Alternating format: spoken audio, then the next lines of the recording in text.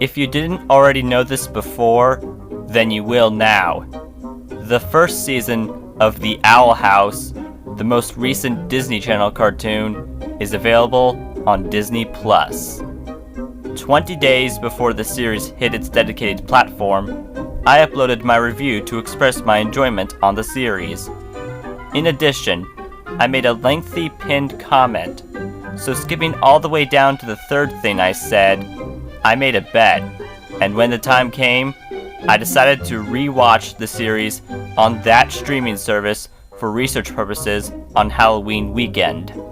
It's my duty to report the results to you, the viewers, and along with what I discovered, you will hear what I thought was coming my way, or our way.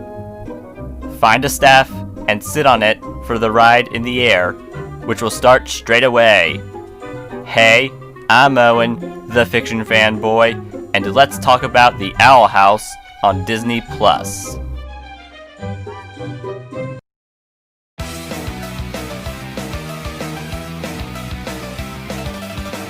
House of Mouse may have called their on-demand library Disney Plus, but there's no doubt they felt the need to minus some things on their own content for family friendliness.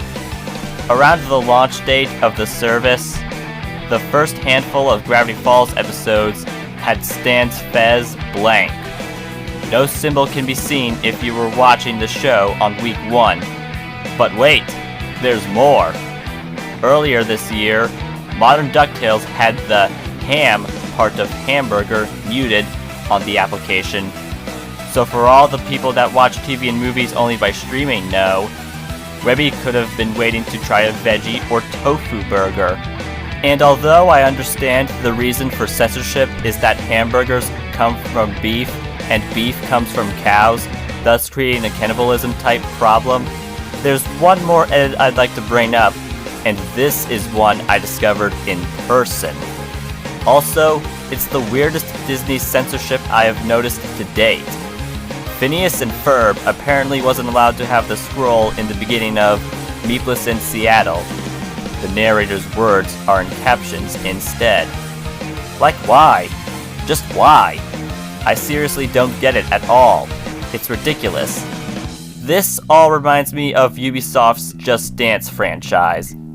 They contain both censorship that does make sense and censorship that doesn't. Now that I brought up 3 of Disney Plus's victims of strict deletions, what negative impacts were possible towards The Owl House? Well,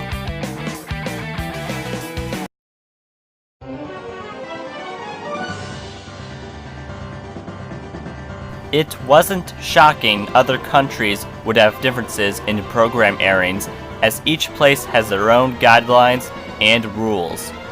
Why am I bringing this up? Something huge occurred months prior to Dana Terrace's show hitting its dedicated platform. In understanding Willow, we learned that Willow has 2 dads. And let's just say the reaction to Southeast Asia blurring the images of the family being together was less than stellar. Disney was no stranger to having LGBTQ characters in the background, as they did it in a few of their programs in the 2010 decade. A Pixar Spark short called Out showed gay representation, a thing I recommend watching on Disney+. And all of this was before their big move in enchanting Grom frights. Speaking of which, it's a fan favorite episode with people, myself included, praising it for Disney finally joining the LGBTQ community with Lumity as their first protagonist centralized gay couple. It was such a magnificent surprise, especially from the huge company. Then again, when is a gay relationship in an animated kids show not a surprise? No, seriously, name one time it wasn't a surprise. Alas, there were 2 boys dancing with each other in one scene, and Southeast Asia got rid of that too. Disregarding whether or not Luce is aware of Amity having a crush on her, the funniest thing about Wing It Like Witches was Amity's anxiety, like the many blushes and admitting her feelings about Luce to Gus and Willow. Unfortunately, not everyone again, would be allowed to see any of that. As you can tell, I was anxious this would be the Kenyan broadcasting all over again, only worldwide. So let's move on to...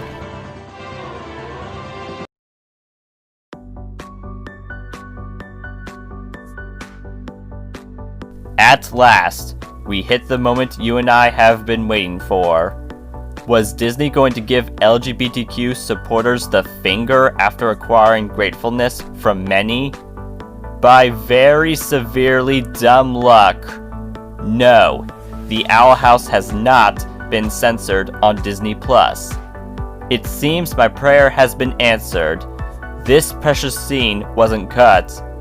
Heaven forbid this magnum opus of a dance sequence get removed.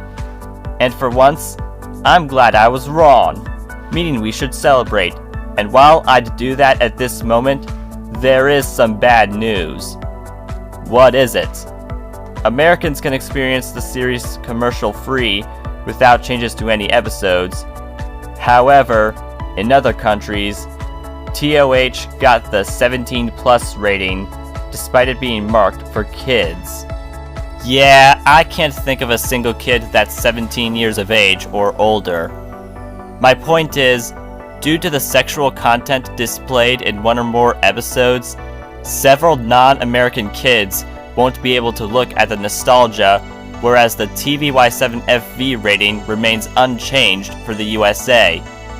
Side note, I can't remember the last time Disney Channel made a cartoon with fantasy violence, since nearly every Disney Channel animated show was rated TVG, and shows like Gravity Falls, Star vs. the Forces of Evil, Wander Over Yonder, and Amphibia got the standard TVY7 rating. Overall, the number of people that can watch the series has been limited, yet the show still had no need to be arrested or altered by the censorship police. Therefore, it is time for...